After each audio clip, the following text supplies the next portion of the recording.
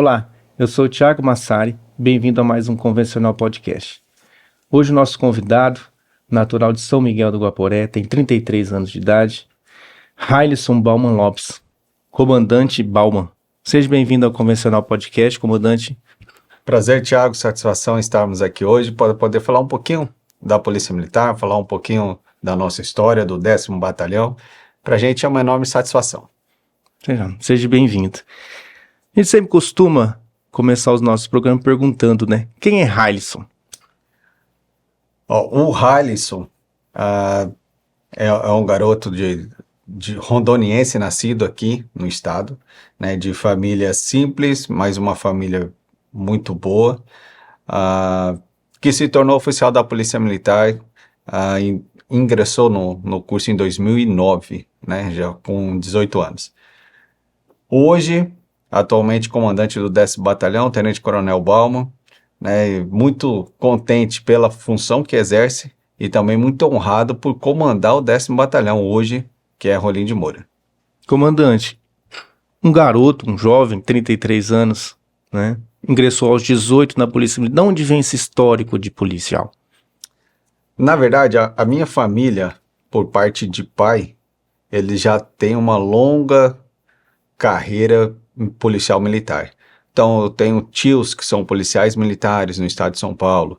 Meu pai é policial militar da reserva daqui de Rondônia mesmo. Então, eu tenho esse histórico.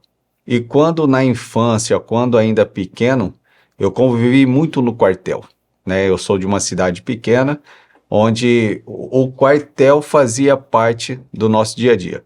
Então, muitos policiais antigos, sargentos hoje da reserva remunerada da Polícia Militar, que eu chamo inclusive de tios até hoje.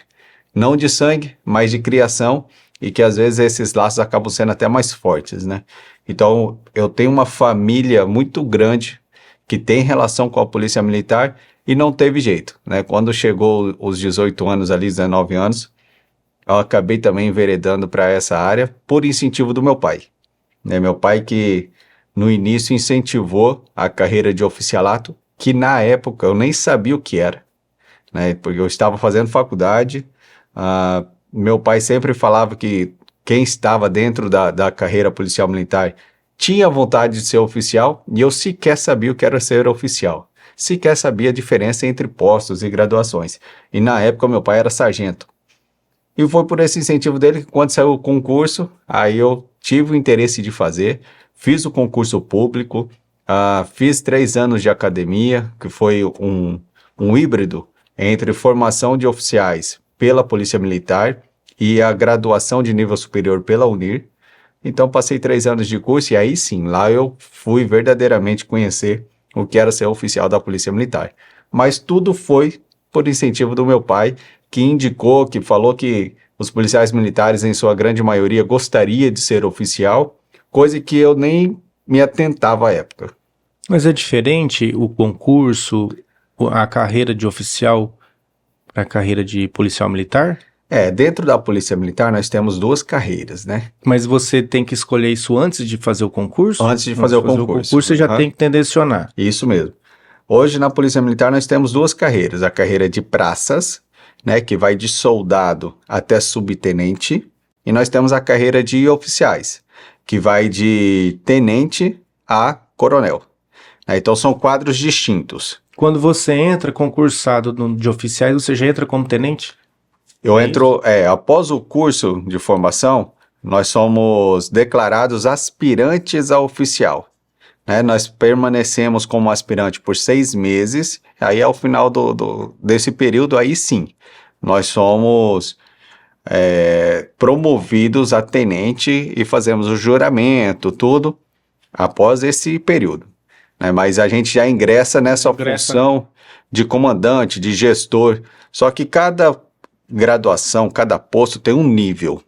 Né? Então, quando a gente ingressa como aspirante, a gente vai ser um estagiário dos oficiais que já estão na ativa para poder aprender o que é ser oficial. Quando a gente ingressa, quando a gente passa para o posto de segundo tenente, aí a gente já começa a exercer função de comando, que no princípio, nesse início, é comandante de pelotão. E aí vai aumentando até chegar a comandante de batalhão, que hoje eu sou, como tenente-coronel, e comando o batalhão. Esse aspecto de batalhão, Rolim de Moura virou batalhão há que tempo? Quanto tempo? Rolim de Moura transformou-se em batalhão em 2018. Né? Antes de batalhão era? Companhia. Companhia. Qual que é essa diferença, comandante? O que diferencia a companhia para batalhão, além da parte administrativa, né, o trâmite administrativo que muda totalmente, mas muitos critérios socioeconômicos é que dizem se merece ter ou se está a cargo de um batalhão ou companhia. Então são aspectos populacionais, aspectos econômicos, que vai fazer com que o Estado tome a decisão de transformar uma unidade policial militar em batalhão ou companhia e assim por diante. Notadamente, Rolim de Moura era uma companhia que pertencia ao batalhão de Cacoal.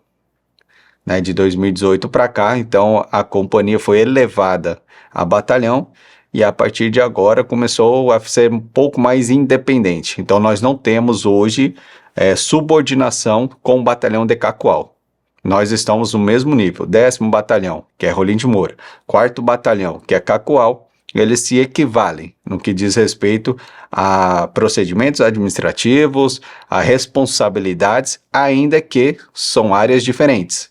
Né? O 4º batalhão ficou com a região do Café e o 10º batalhão ficou com a região da Zona da Mata. E esse batalhão Zona da Mata, qual que é a extensão territorial aqui? Hoje nós somos 9 localidades com quartel. Dessas 9 localidades, 7 são municípios e 2 são distritos. Para ficar mais fácil para quem está nos ouvindo.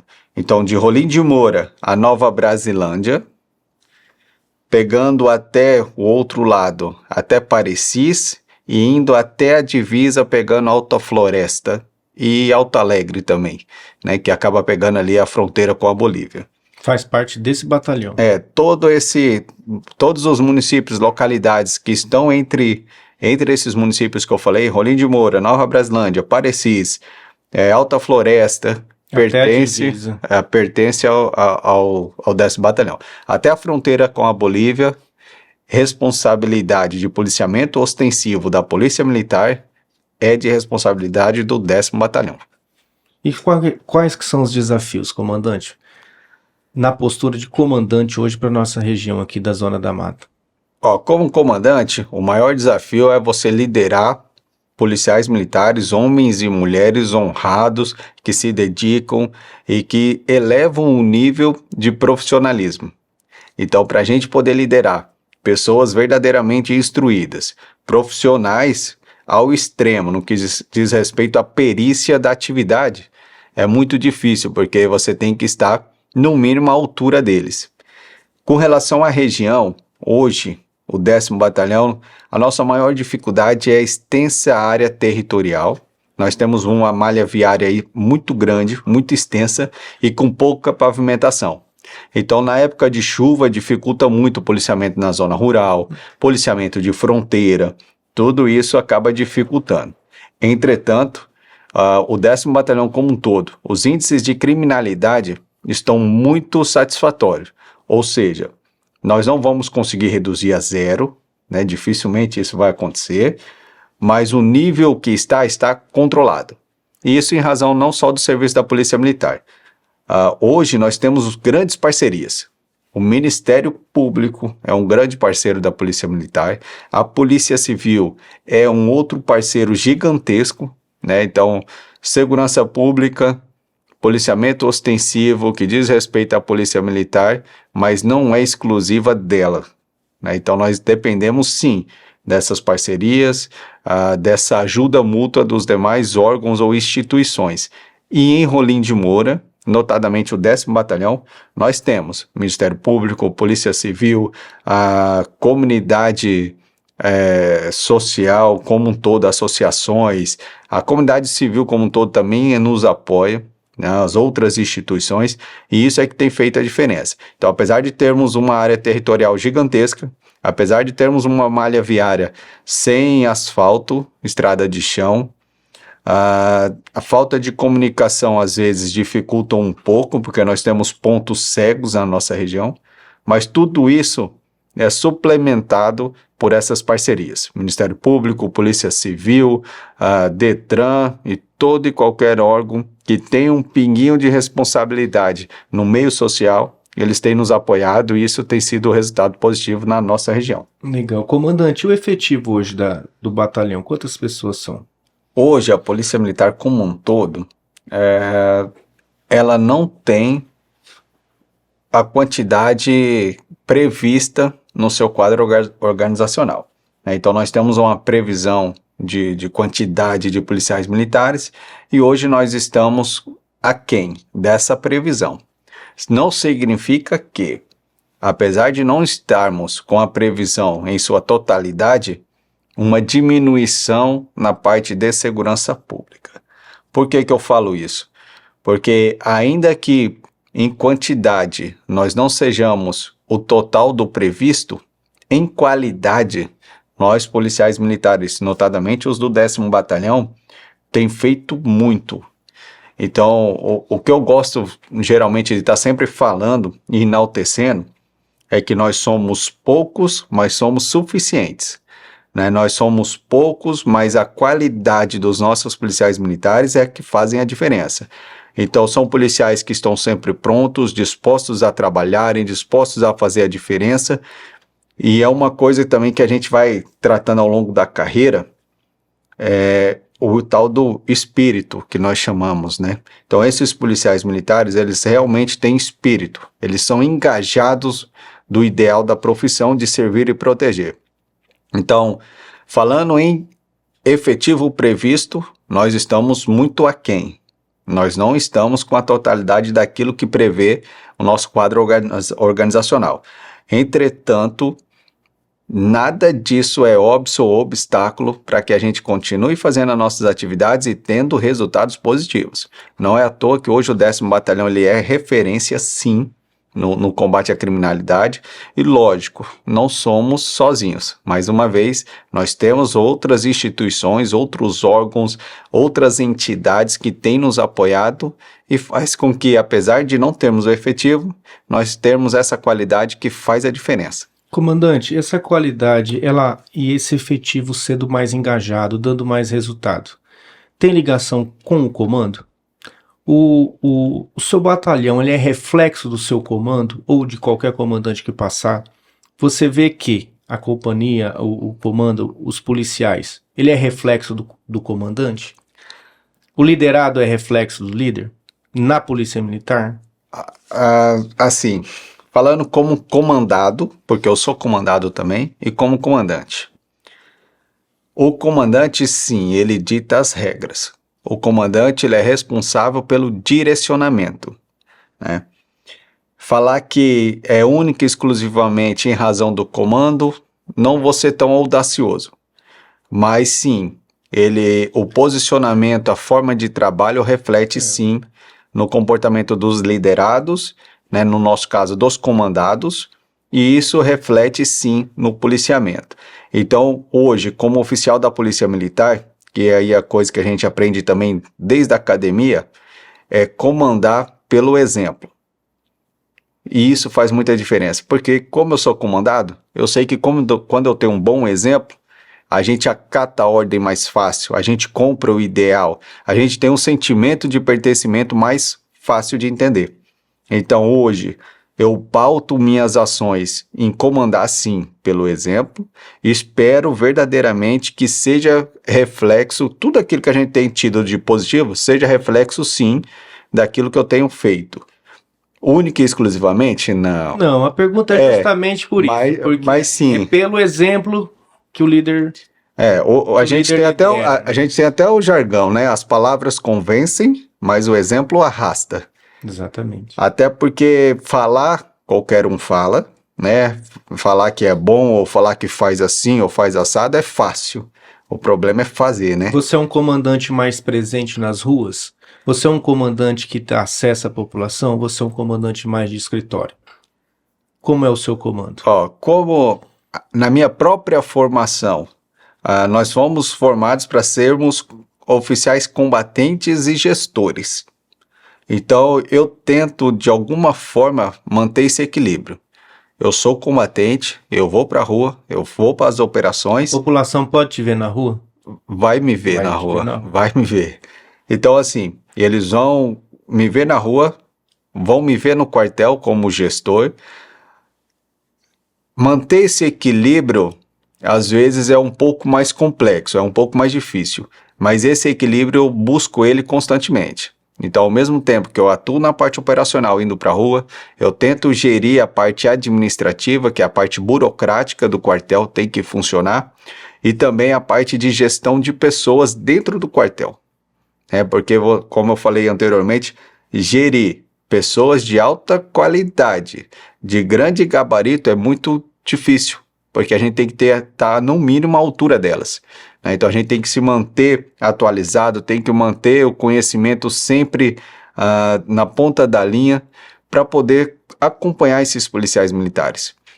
Lógico, tudo que eu faço hoje eu conto com uma equipe muito boa, Então eu tenho os chefes de seção, que são os meus braços direitos ali, no que diz respeito ao gerenciamento da atividade administrativa, gerenciamento da atividade operacional, gerenciamento do próprio efetivo. Todos nós estamos muito bem alinhados. Hoje eu tenho chefes que eu posso contar de olhos fechados. Então eles são comprometidos, eles entenderam a nossa forma de comandar, e hoje o batalhão, nós somos uníssonos naquilo que nós pregamos, Todo mundo fala a mesma língua, e não é só falar, nós fazemos, e eles fazem também, o que facilita muito.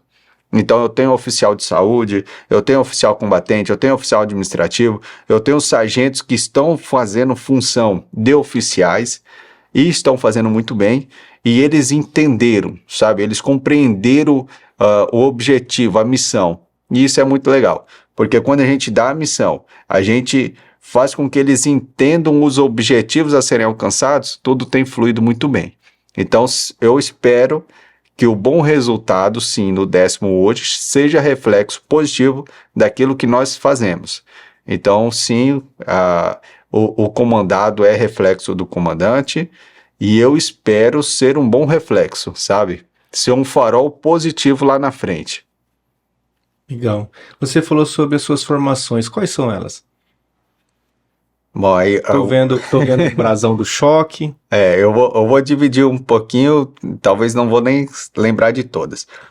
Mas essa mais ostensiva de rua, é assim que fala? É o termo que usa, de rua? Eu tô usando o termo... Parte operacional. Isso, operacional. Parte operacional. Na parte operacional, de curso de especialização que eu tenho, que é um dos cursos que são do mais alto gabarito no estado e referência no Brasil, é o curso de choque, que eu inclusive fui o primeiro colocado do primeiro curso de choque, e fui agora recentemente coordenador do 4º curso de choque. O curso de choque hoje na corporação, ele é referência, não só intracorpóreos, ou seja, não só na Polícia Militar de Rondônia, mas em todo o Brasil. Nós temos alunos formados da Polícia Rodoviária Federal, nós temos do Maranhão, nós temos do estado da Bahia, Distrito Federal, Acre. Então, vários estados vieram beber um pouquinho da água do conhecimento do choque. Então, de formação, da parte operacional, o curso que eu vou falar assim, que mais exaltado, ou o curso com maior referência, é o choque. Aí nós temos outros estágios, outros cursos menores em quantidade de dias, não de importância, mas de quantidade de dias, de carga horária, Então eu vou ter a INC, que é a Instrução de Nivelamento e Conhecimento da Força Nacional, que me habilitou a trabalhar nas Olimpíadas, no Rio de Janeiro. Nós vamos ter técnicas em dupla, vários outros estágios e cursos menores, mas menores não de conhecimento, mas menores no que diz respeito à quantidade de dias de curso, de carga horária. Hoje, a minha referência na parte operacional é o curso de choque. O choque, o que é esse curso? Que só o nome já... O curso de choque, ele é específico do batalhão de choque, onde eu já servi em Porto Velho. E no curso de choque a gente acaba lidando principalmente com grandes eventos. Grandes eventos incluem eventos esportivos, eventos de festa, como por exemplo cavalgada, exposição. Grandes eventos, eu vou tratar assim só para poder ficar mais fácil de entender. Grandes operações, reintegrações de posse, desinterdição de via, manifestações, como nós tivemos recentemente em razão da eleição da presidência, essas manifestações. Dia 8 de janeiro. Então, O choque entra. a gente atua nessas ações, né? Então, como precisa de material específico, precisa de técnica específica, aí a gente acaba atuando. Então, grandes operações, geralmente há um emprego do choque. Notadamente essas que eu falei, né? Reintegração de posse, desinterdição de via, rebelião em presídio, ainda que hoje em Rondônia nós temos uma equipe específica na Sejus que atua, mas o choque é quem fazia até então. E sobre Rolim de Moura, a gente vê a presença da Patamo hoje, após o batalhão. Isso é uma ramificação dentro da polícia? Como que funciona isso? O Patamo hoje... Ela trata de assuntos mais específicos, porque, como você observou sobre o choque, que você colocou, tem as suas vertentes de atuação. Isso, o Patamo hoje, inicialmente lá atrás, passou-se por várias nomenclaturas até se chegar no Patamo. Hoje o Patamo é patrulhamento tático móvel. Eles são a tropa especializada do 10º Batalhão. Então hoje, quando tem uma atuação de choque, quem eu vou acionar é o Patamo. Eu tenho alguma ocorrência complexa com tomada de refém, né? Eu tenho alguém que foi fazer um roubo e aí acabou fazendo alguém de refém lá dentro. Aí eu acabo acionando Patamo. Porque eles têm treinamento específico, eles possuem material e equipamento específicos, né?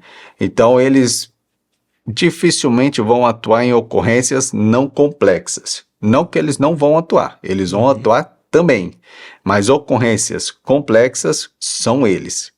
Então, é uma equipe que precisa estar de prontidão o tempo todo, precisa responder a acionamentos e precisa fazer frente a essas ocorrências que normalmente precisam de uma técnica mais apurada, precisa de utilização de materiais específicos, aí eles são acionados. Quais são as ocorrências hoje da nossa região que mais dão volume para vocês? Quais são?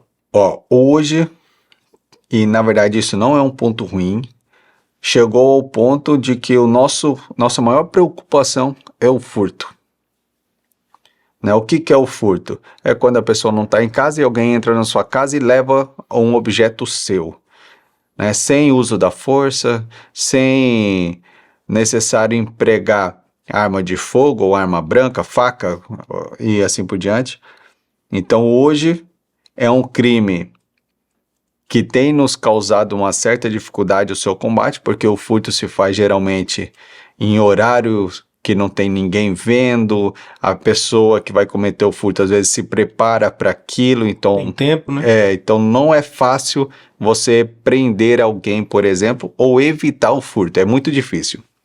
Mas hoje, o 10º Batalhão... Está em primeiro lugar. É o furto. Mas não que isso seja ruim, por ele ser o mais elevado. Porque, afinal de contas, eu não tenho roubo, ou seja, eu não tenho uso da força, eu não tenho nenhum agente coagindo as pessoas na rua, eu não tenho ninguém saído lesionado por um disparo acidental, eu não tenho ninguém saído lesionado por um corte de faca, não tenho hoje no 10º Batalhão.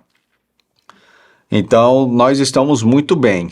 Né? Eu tenho poucas situações que envolvem lesão a outras pessoas, o que pra gente é bom. Então, quando a gente fala que está se preocupando com furto, que o furto está em primeiro lugar, não é de todo ruim. Porque apesar de ser o crime de furto, apesar de ser algo ruim para a vítima, que perde o seu bem, tudo, nós não estamos ruim no que diz respeito a índices de criminalidade. porque eu não tenho homicídio acontecendo, eu não tenho pessoas inocentes sendo lesionadas. Então, de todo ruim, esse é o menos ruim possível. A gente vem de uma região, o senhor falou sobre homicídio. Rolim de Moura já foi considerado um lugar de terra sem lei. Acho que não só Rolim de Moura, como a região, o senhor veio de São Miguel, enfim. Uhum. O que o senhor define essa baixa que a gente teve, esse histórico de Rondônia, da nossa região, do índice de assassinato? Então a vida valia uma bicicleta, né? Hoje vê isso, acontece isso. Nós temos algumas regiões ainda em que, vou tentar ser bem mais fácil de entender, a palavra, o fio do bigode, como dizem por aí, conta muito, né? Nós temos regiões assim ainda. Nós temos locais em que a pessoa não aceita qualquer desaforo, que sente que a honra foi ferida. Então, nesses casos, a probabilidade de ser resolvido pela violência, ela é maior. Você acha que está ligado à cultura? É a cultura, né? Então, assim... Quanto mais o município tem uma cultura elevada, menos índice tem. É isso, mais ou menos? No que diz respeito a esse tipo de crime. De resolver a situação. É igual olho por olho, dente por dente, né? Então, assim, chegou-se uma fase com desenvolvimento e evolução da própria comunidade em que isso não se aplica e aí nós temos uma redução. Lógico que uma redução, às vezes, momentânea, porque aí depois vem outros aspectos, outros fatores que influenciam o homicídio, o homicídio passional, o homicídio porque é um roubo que deu errado e aí o agente acaba matando a vítima, sabe? Esse tipo de crime hoje nós não temos. Pode ser que acabe acontecendo porque aquela parte do ferimento da honra já tenha passado? Pode ser que venha. Mas hoje nós trabalhamos para que isso não aconteça. Nós temos um trabalho de inteligência muito forte. E de inteligência que eu falo, inclusive com o envolvimento de outras instituições. Porque esses crimes, eles sempre permeiam outros crimes menores. Então, toda vez que nós temos um roubo frustrado, em que nós temos uma vítima lesionada por um disparo acidental, por exemplo, de arma de fogo, é o que a gente procura evitar. Por isso que quando eu falei lá do furto, se o furto é aquilo que nos incomoda, nós chegamos num ponto em que eu não preciso me preocupar tanto, não que a gente vai deixar de lado, no que diz respeito aos roubos. Hoje, roubo, por exemplo, em Rolim de Moura, nós temos os roubos feitos de boca, né, que o agente chega e pratica o roubo de boca, sem estar armado, sem nada. E lógico, a vítima assustada com medo entrega o bem, que é natural. Uhum. Então, hoje, Rolim de Moura, nessa parte de crimes que contra a vida, nós estamos muito bem, está tudo bem, está sob controle. Você falou sobre a informação, a inteligência. Qual que é a tecnologia hoje que a polícia está usando?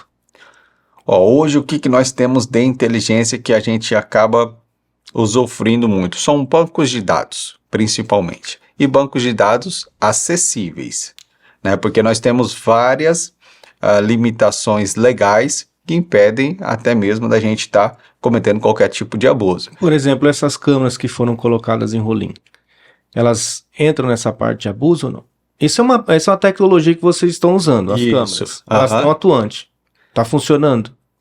As câmeras estão funcionando. O vídeo monitoramento de Rolim de Moura recentemente foi reinaugurado, né? Que passou por uma reestruturação, passou por uma revitalização. Nós tínhamos bastante câmeras com defeito, né? E a gente não conseguia fazer esse monitoramento. Hoje, o monitoramento ele é feito única e exclusivamente em áreas públicas.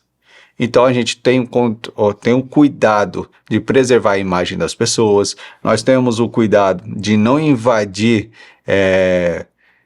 o limite ali do individual, como por exemplo a privacidade, principalmente naquilo que uma câmera está no alto, né? Às vezes pega dentro de um terreno, por exemplo. Então a gente tem esse cuidado. Hoje, nenhuma imagem sai de dentro do quartel sem a devida autorização ou requisição, seja por meio judicial, né? Então, as pessoas chegam muito pedido, por exemplo, de acidente de trânsito, né? Eu bati ou bateram no meu carro, eu gostaria de ver a imagem. Não vai ver a imagem. Por acidente de trânsito, não. Né? Então, assim, muitas das vezes as pessoas confundem. Então, a gente tem todo um arcabouço jurídico e legal a ser respeitado. E as pessoas se revoltam com isso, a população? Não há, Chegar lá, pedir uma imagem. não há esse sentimento de revolta porque é explicado. Então, nós explicamos e falamos, a partir do momento que tiver uma ação judicial, que tiver um procedimento investigativo pelos órgãos de polícia, nós cedemos a imagem. Agora, a pessoa interessada ir lá e ter acesso à imagem, ela não vai ter. Né? Então, a gente precisa desse controle e a comunidade precisa ter a certeza de que nós estamos fazendo um bom uso das imagens. Então, eu preciso passar essa segurança para a comunidade, porque, querendo ou não, nós somos responsáveis por ela. E eles precisam ter a segurança de que não é qualquer imagem ou qualquer pessoa que vai ter acesso a ela. Entendeu? Então, a gente tenta manter, sim, a inviolabilidade ali da privacidade das pessoas e, ao mesmo tempo, a manutenção da segurança pública. E quais as outras tecnologias que usa? Drone, que está na moda. Na verdade, de tecnologia, Vocês elas fazem uso dessas de drone em rolinho? Nós temos o drone, mas o drone geralmente, como ele precisa de autorização dos órgãos de controle de segurança aérea, então precisa estar regulamentado, precisa estar registrado, o operador precisa ter curso, são várias coisas que precisam ser obedecidas. O drone acaba principalmente servindo de segurança interna nossa. Comandante, do que propriamente usa. Você acha que um bandido ele tem autorização para levantar um drone? É a mesma discussão do uso de arma de fogo. Você acha que se ele levanta um drone lá em cima do batalhão, você acha que ele tem autorização da ANAC, tem curso? Então, você acha que o Brasil não está numa contramão com relação a isso? Essas burocracias? Na verdade, nós que somos instituições constituídas legitimamente, nós devemos obediência a todo arcabouço jurídico e legal. Lógico que essas outras pessoas mal intencionadas não obedecem. É a mesma discussão quando a gente fala de arma de fogo, né? Se é a favor da liberação ou não. E eu não vou nem entrar no mérito.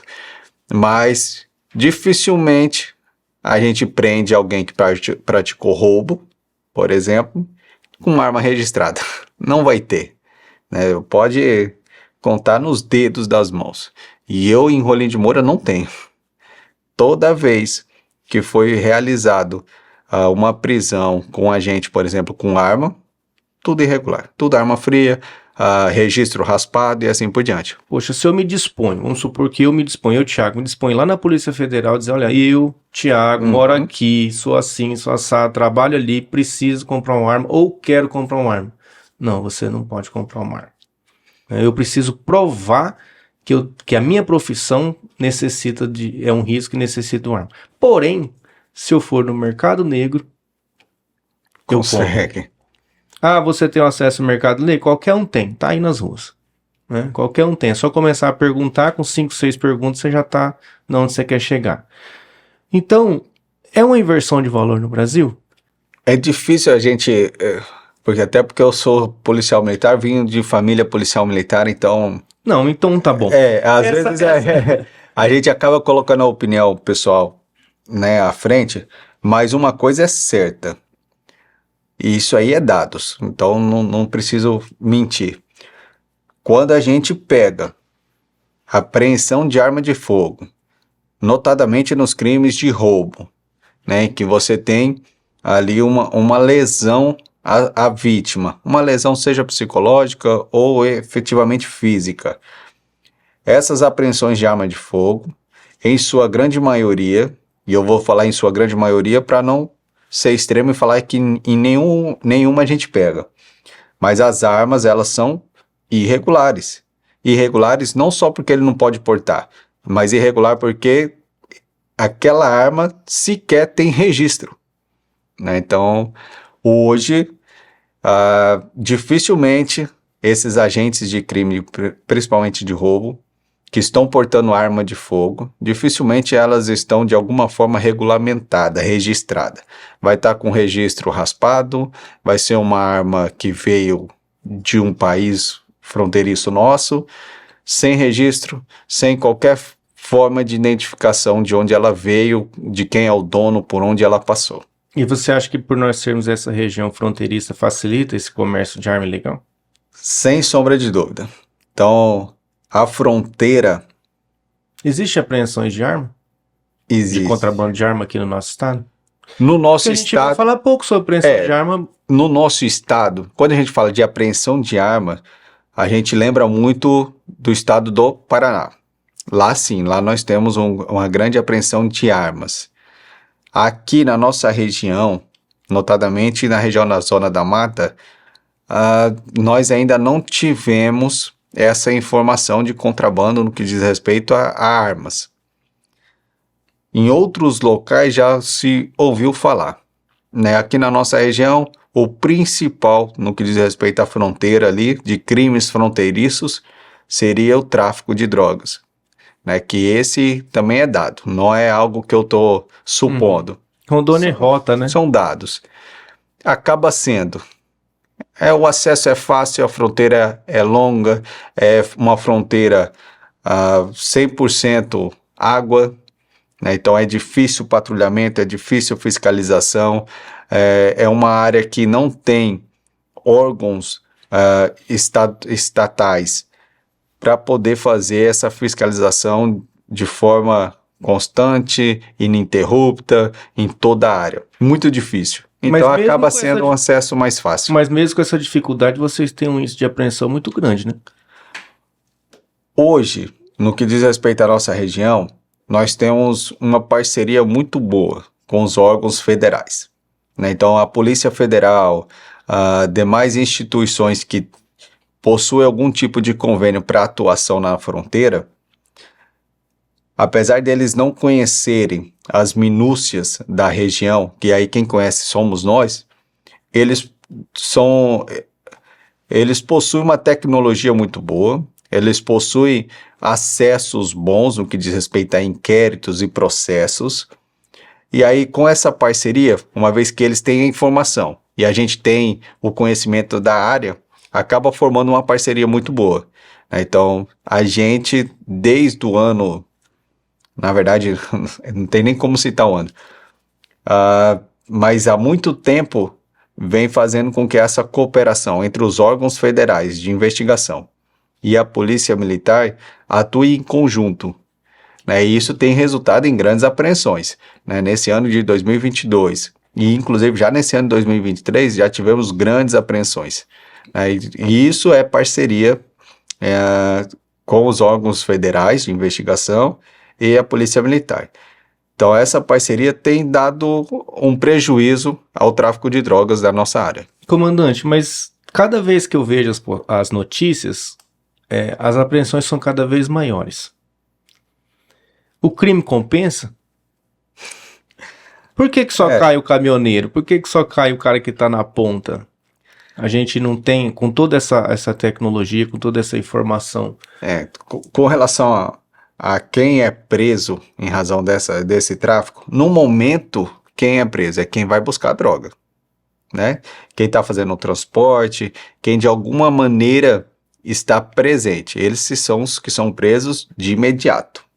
Aí, lógico, nas instituições, nos demais órgãos de investigação, tem inquérito ainda, tem processo ainda, então tem prisões que às vezes só não é ela noticiada. Não acaba ali. Ela não acaba ali a prisão.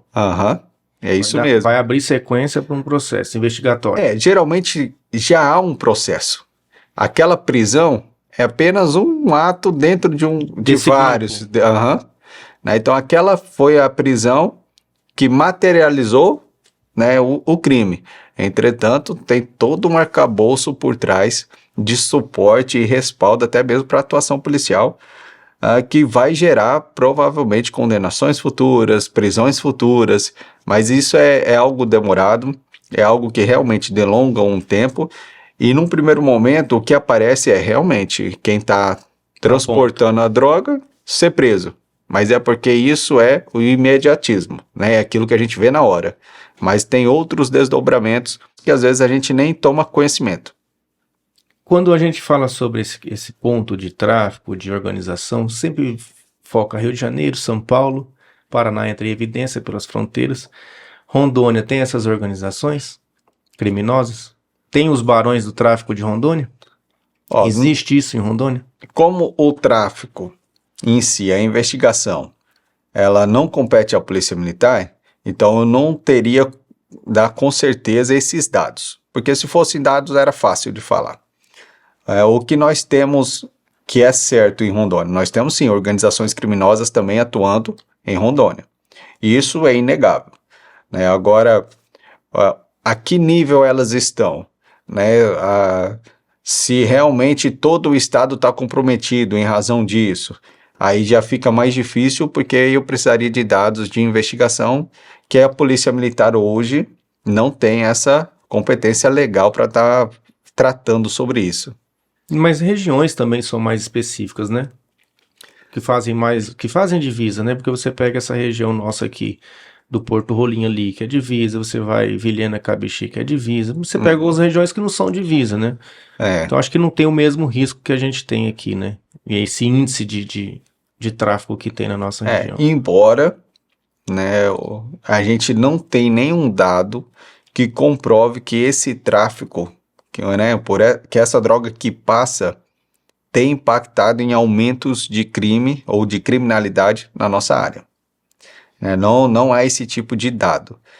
Então, o reflexo do transporte dessa droga, da passagem dessa droga, a gente não consegue mensurar, né? Se realmente isso tem impactado de forma muito negativa ou não. A gente não consegue quantificar isso na nossa área, porque nós não temos esses dados. Uhum. E sobre essas organizações criminosas aí, vamos deixar o tráfico, vamos para o criminoso. Por exemplo, o Novo Cangaço, essas coisas que atuam do norte, né? Rondônia tem alguma organização dessa? As organizações criminosas também estão presentes no estado de Rondônia. Elas estão ligadas com o tráfico? Estão, diretamente? Na verdade, todos os crimes, eles acabam de alguma maneira se comunicando, né? Até o furto? Até o furto. Até o furto. Porque, querendo ou não, é um círculo vicioso, né? Um acaba alimentando o outro. Então, eles acabam, sim, se comunicando. Então, o furto, o pequeno usuário de drogas, tudo isso acaba influenciando, né? Eles acabam se comunicando. Hoje, nós temos, sim, organizações criminosas no estado. Nós temos um trabalho de segurança pública sendo realizado, né, para controle do aumento da criminalidade em razão da atuação das organizações. Então é um trabalho que já vem sendo feito não só pela Polícia Militar, no que diz respeito a policiamento ostensivo, mas também Polícia Civil, demais órgãos de investigação, estão realizando essas atividades para combater as organizações criminosas no nosso estado. Mas sim, elas existem também e nós temos essa preocupação. E hoje, Rolim de Moura, com esses índices de acidente, vamos para os acidentes de Rolim, que eu acho que é uma das coisas que mais tem atrapalhado aí Rolim de Moura, e a polícia está sempre atuante nisso. Hoje, Rolim de Moura tem um elevado número de acidentes de trânsito, um elevado número de consequências negativas. Nós temos pessoas que estão perdendo a vida, outras pessoas que estão tendo problemas físicos no que diz respeito a perder até mesmo um membro do corpo. Então hoje os acidentes são muitos e são graves em Rolim de Moura. Hoje você disse que a parte de homicídio ela é controlada, né? Zero não vai ser, mas está bem próximo disso. Você acha que o trânsito em Rolim mata mais que o homicídio hoje? Isso é certeza, né? Inclusive, recentemente nós levantamos os dados. No ano de 2022 o trânsito já matou mais do que homicídio. E olha que no início do ano 2022 nós tivemos vários homicídios com moradores de rua, né? Então nós tivemos ali um boom, que depois foi foi suprimido. E mesmo assim, no ano de 2022, acidente de trânsito matou mais. 2023, sem sombra de dúvidas, né? E a consequência desse número grande de acidentes de trânsito é uma diminuição na ostensividade do nosso serviço. Hoje, um único acidente de trânsito, ele vai demandar da Polícia Militar, em média, 2 horas e 40 minutos de atendimento. Outras mais, outras menos, mas a média são 2 horas e 40 minutos. Para a Polícia Militar. Para a Polícia Fora Militar. Polícia Civil, Saúde. É que, na verdade, nesse tempo, a Polícia Militar é a única instituição que fica do começo ao fim, né? Então, nós chegamos para atender a vítima, para fazer o registro, espera a perícia chegar, depois vai para a Polícia Civil registrar, então a gente faz controle de tráfego. Então, a Polícia Militar é a única instituição que está do começo ao fim. As demais instituições, elas participam, só que elas são momentos mais específicos. Então, o Corpo de Bombeiro vai socorrer a vítima. Então, enquanto o Corpo de Bombeiro socorre e leva a vítima para a UPA, a gente ainda permanece lá e espera a perícia. Aí a perícia vem e faz o seu serviço. A Polícia Militar ainda está lá. Depois disso, a Polícia Militar vai para a Delegacia de Polícia Civil terminar o registro de acidente, aliás, de sinistro de trânsito. Então, a Polícia Militar ainda está lá. O bombeiro já socorreu, a perícia já fez o seu serviço e já foi, mas a Polícia Militar ainda está empenhada. Hoje, para atender um acidente de trânsito, por volta de 2 horas, em média, 2 horas e 40 minutos. 2 horas e 40 minutos atendendo um acidente. Se eu tenho 5 acidentes no dia, eu já não tive policiamento. Então, 2 horas e 40 minutos por acidente. 5 acidentes no dia, você não vai ver mais a viatura rodar. Então, o que nós temos hoje de prejuízo? Ostensividade. Então, a patrulha que poderia ir lá na escola, não foi. A patrulha que poderia passar lá no centro, no comércio, não foi. A patrulha que foi lá patrulhar um bairro que está tendo furto durante, sei lá, determinado horário, não foi. Mas não foi por quê? Ficou lá, suas 2 horas e 40 minutos atendendo acidente de trânsito. Então, isso tem prejudicado muito o serviço de segurança pública. Fazemos ainda a diferença, fazemos mesmo com toda essa dificuldade, mas lógico, além das pessoas estarem perdendo a vida no trânsito, além de estar sobrecarregando a UPA com acidentes de trânsito, quem frequenta a UPA, quem precisa dessa assistência do poder público de saúde, sabe do que eu estou falando. A UPA é lotada e é constantemente chegando pessoas com acidente de trânsito, que aí tem uma prioridade. É uma pessoa que chegou com o braço quebrado, algum membro decepado, algo nesse sentido. Tem a prioridade. Tem prioridade, e aí todas as outras pessoas também deixam de ser atendidas. Então eu tenho sobrecarregamento da saúde. Eu tenho sobrecarga na segurança pública, porque eu estou deixando de fazer segurança para outras pessoas por estar no acidente de trânsito. Eu tenho sobrecarga da perícia, que a perícia hoje é regional e tem que se deslocar em todos os municípios para fazer essas perícias. Então, o acidente de trânsito, ele causa consequências em todos os viés estatais. Então, hoje nós temos, sim, um impacto muito grande e nós precisamos, de alguma forma, tentar amenizar isso. Hoje, a Polícia Militar tem feito reuniões em parceria com o Ministério Público, com a classe comercial, com a autoescola, com o Detran, com o Contran, todos que de alguma forma pode contribuir com a melhoria do trânsito em Rolim de Moura e a diminuição dos acidentes, nós estamos fazendo essas ações. Então, hoje, um gargalo mais difícil do que o furto é o trânsito. É o trânsito. Porque o trânsito, ele impede a gente de combater o furto, impede a gente de combater o tráfico de droga, impede a gente de atender uma Maria da Penha em que uma mulher está sendo agredida e precisa de socorro, porque nós estamos lá no acidente de trânsito por 2 horas e 40 minutos. Comandante, você passou sobre os bairros, sobre as escolas, e recentemente a gente passou por um caos nas escolas, que foi aquelas de assassinato, e Rolim, o estado de Rondônia se precaveu, se organizou. Como que foi o trabalho da polícia? Teve essa conscientização nas escolas? Esse trabalho continuou? Como que está essa situação nas escolas? Ó, a patrulha escolar, Existe uma ela patrulha escolar? Ou esporádica agora Ah. existe, mas eu vou após tentar. os eventos teve a patrulha escolar? Só que eu vou tentar explicar. A patrulha escolar, ela já é uma necessidade há muito tempo e é uma vontade não só do Estado, mas até mesmo das entidades escolares de ensino. Só que, em razão do grande número de acidentes de trânsito, da dificuldade orçamentária que a Polícia Militar hoje tem, nós não conseguimos atender tudo. Por quê? Hoje, Rolim de Moura, nós precisamos policiamento escolar, Patrulha Maria da Penha, projeto social, Patamo, trânsito, atender perturbação do sossego, acidente de trânsito, é muita coisa. Tem muita perturbação do sossego, Rolim? Tem bastante. Né? Então nós temos bastante. Ó, hoje chega durante a semana é acidente de trânsito. Chega sexta, domingo é perturbação do sossego. Então a perturbação do sossego é outra que nos impede de fazer o patrulhamento. Então assim, falando em patrulha escolar, nós precisamos? Sim, nós precisamos. Nós defendemos a causa, só que nós não temos condição de fazer. Quando teve esse atentado lá em Blumenau, o que foi feito?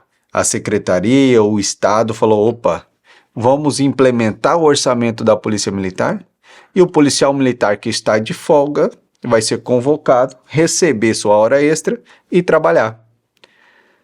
Então, com esse aporte orçamentário, aí conseguimos colocar a patrulha, que inclusive está em funcionamento até hoje, mas porque teve essa suplementação orçamentária, que aí sim eu posso chamar o policial militar na folga, pagar a hora extra dele e ele fazer esse serviço. Mas a escola militar, que a gente tem um histórico aí, todo mundo que viver falar sobre a escola militar tem uma aceitação muito positiva. Você acha que é uma tendência para a nossa região isso? Você acha que isso também ajudaria nesse quesito? Ou as escolas precisam estar mais aparelhadas para que na verdade para evitar? Hoje, quando nós falamos em aumento de escolas cívico-militares ou militarizadas, como queiram chamar, ela demanda efetivo, demanda material, sabe? Então não é algo muito fácil de se fazer. É um pouco complexo, mas é inegável o resultado positivo que elas têm.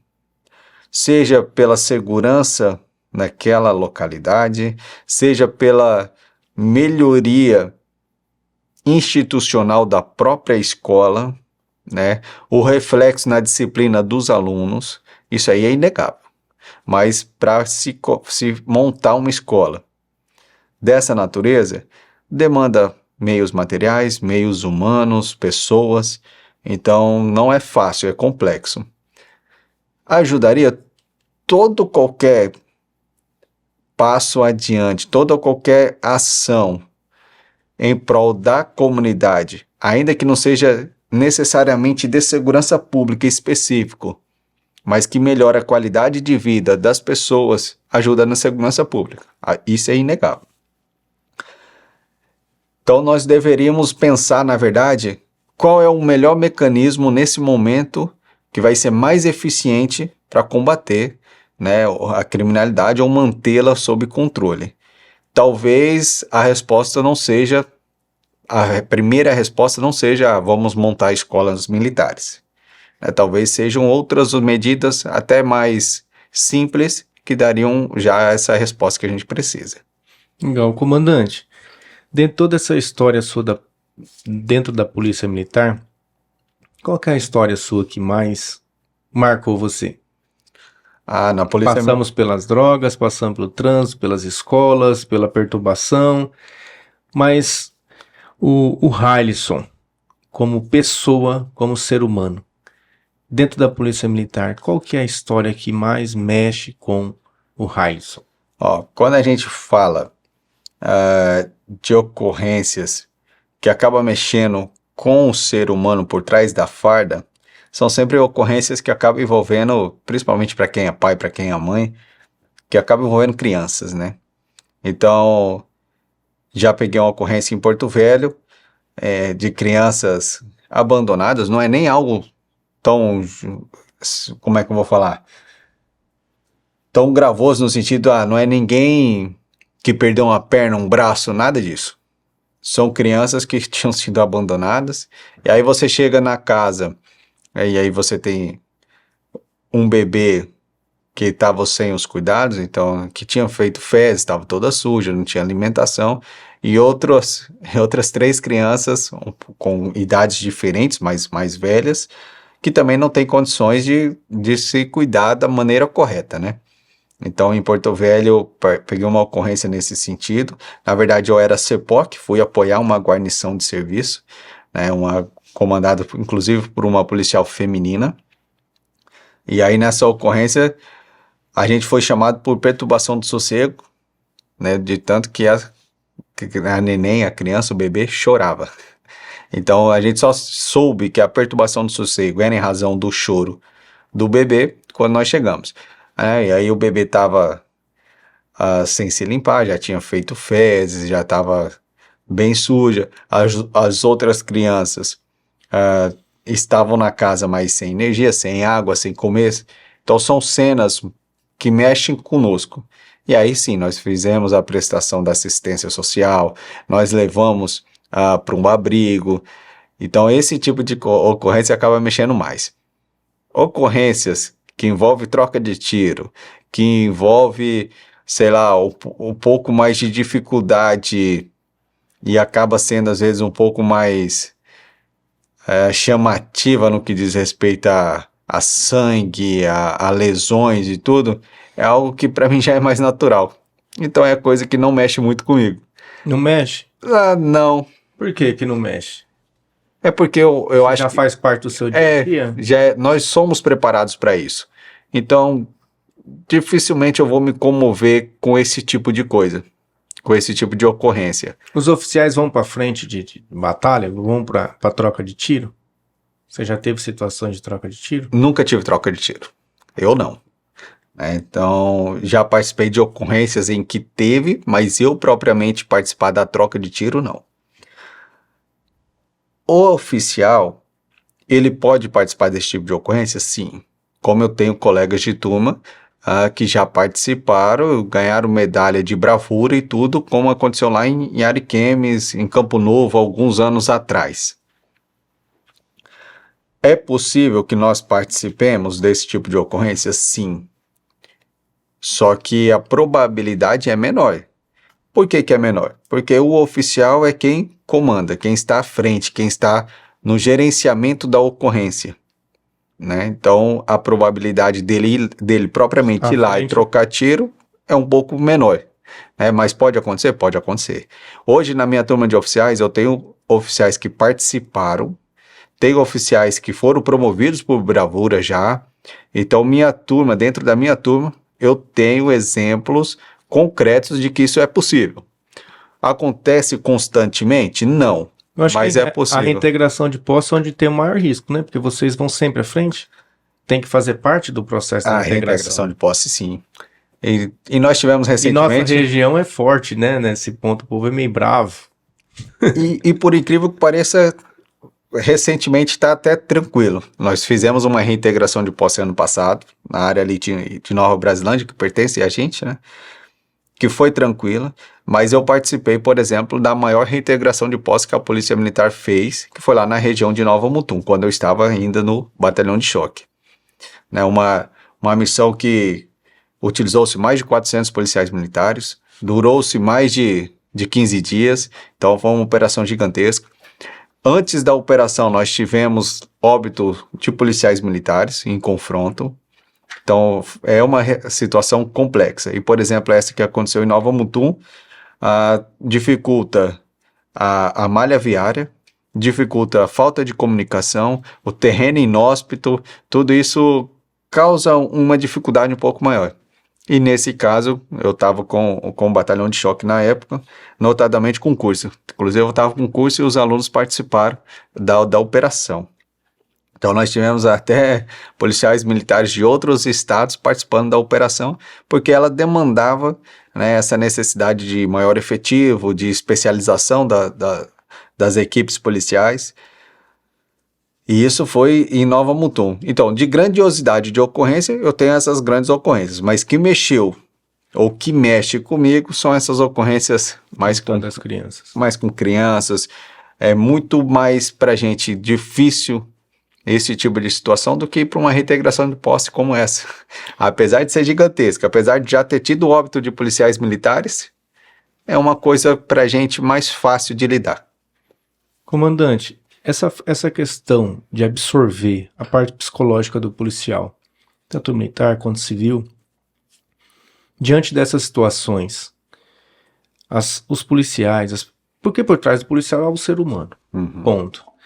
E a gente vê um índice crescente de policiais se suicidando, e recentemente teve casos de policial assassinando o próprio companheiro de trabalho e depois se suicidando, enfim. O que está atrelado a isso? A polícia tem alguma estatística sobre isso? Por que leva a isso? São essas ocorrências que mexem com o ser humano que vai fazendo a pessoa chegar nesse ponto? Hoje, a carga emocional, psicológica da profissão em si, ela é muito grande. Não é à toa que os nossos cursos de formação, eles são um pouco mais difíceis do que qualquer outro. Mas é porque nós precisamos ter esse preparo. Mas apesar de termos esse preparo, ele é suficiente no nosso dia a dia? Às vezes não. Hoje nós temos uma diretoria, na verdade uma coordenadoria de saúde na Polícia Militar. Aqui em Rolim de Moura nós temos um major psicólogo que faz esse acompanhamento, que cuida dessa parte da saúde mental, né, dos nossos policiais militares. Agora, atribuir necessariamente essas consequências, principalmente de suicídio ou de atentado contra outros policiais militares, atribuir exclusivamente à profissão, eu precisaria de dados. Tenho minha opinião pessoal. Opinião pessoal. Acredito que não. Né? Porque quem ingressa na carreira policial militar, de alguma forma, já tem o dom ou já tem uma certa afinidade para aquela área. Mas você não acha que um percentual que entra para o concurso é pela estabilidade financeira? Agora, esses que entram em concurso público, que são concurseiros, esses sim podem apresentar.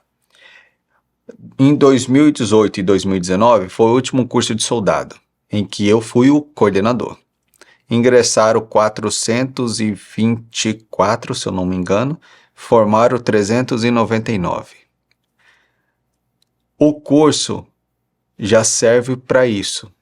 E no curso a gente já tenta, de alguma forma, lapidar aqueles que eram civis e estão ingressando na carreira, ou demonstrar para aqueles que não têm perfil, então é melhor para ele, para a família dele, às vezes não ficar. Então nós tentamos isso no curso de formação, nós vamos tentando fazer com que as pessoas entendam isso no decorrer da passagem do curso, mas lógico, vão formar ali concurseiros, vão formar. Esses não vão ficar. Não, até ficam, mas esses acabam sofrendo sim. Mais do que aquele que quer ser policial militar, que tem vontade, que tem o chamado espírito que eu falei lá no início. Esses que têm espírito vão falar, tá na profissão é difícil, é pesado, mas eu gosto disso, sabe? E eu me cuido. Eu cuido da minha família, eu tenho um Major Hans, que é o nosso psicólogo lá, e vou lá e converso com ele, não tenho receio de conversar com ele, porque é psicólogo, porque às vezes as pessoas têm algum tipo de receio. A gente não tem muito isso, sabe? A gente é um pouco mais consciente das dificuldades da profissão, que nós precisamos também ter o cuidado nosso com a família e assim por diante. Agora, quem é concurseiro, às vezes não tem essa plenitude de consciência. Aí, às vezes, acaba sofrendo. Então, com relação a esses casos específicos de transtorno psicológico, se é que eu posso chamar assim, precisaria de dados para afirmar que é da profissão. Entretanto, eu tenho casos em qualquer outra profissão, né? Talvez ou em índices menor ou maior, mas eu tenho casos também em outras profissões, às vezes muito melhor remuneradas do que a nossa. Isso é uma questão social, né? Acho que o tempo que nós estamos passando, como o senhor bem observou, não é da polícia. Né? Então de assim... todas as profissões, pessoas que muito bem estabilizadas estão passando por isso. Está entrando sobre toda a classe social, né? Acho que a população está passando por isso. Então, eu acredito, crise. né, de cunho pessoal, acredito nisso. E também é uma opinião pessoal. Como eu gosto de ser polícia, eu vim de família de polícia, eu não atribuo muita culpa à polícia.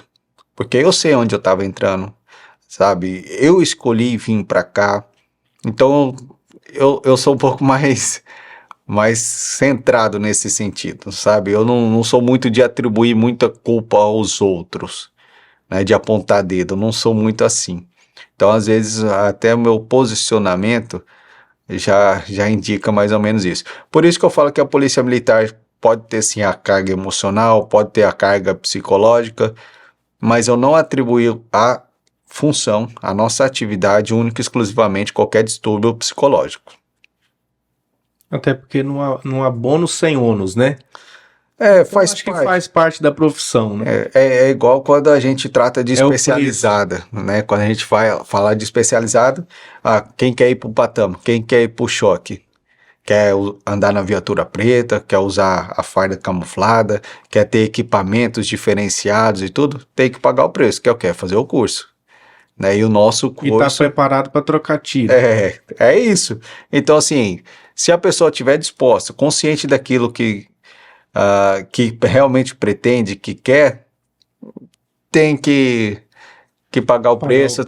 Tem que sofrer um pouquinho. Comandante, obrigado por você vir fazer parte do Convencional Podcast, e eu queria que o Hailson deixasse as considerações finais, como pessoa, como ser humano, porque eu vejo que é um exemplo para nós, jovens, e para essa juventude mais nova, porque você aos 33 anos tem essa patente que o senhor tem. Parabéns, que Deus continue te abençoando, te dando sabedoria, muita luz, mas que você deixe a sua história de vida para que as pessoas que vão nos ouvir, que vão nos assistir, elas sejam impactadas com a história do Hailson. Qual é a consideração que você deixa para essa população? E qual que é o legado que você quer deixar de vida? É até difícil, porque eu até falo no meu meio policial militar, que toda vez que a gente conta uma história triste, sempre tem alguém com uma história mais triste que a nossa. Né? Toda vez que a gente conta que passou por uma dificuldade, tem alguém que passou por mais dificuldade que a gente.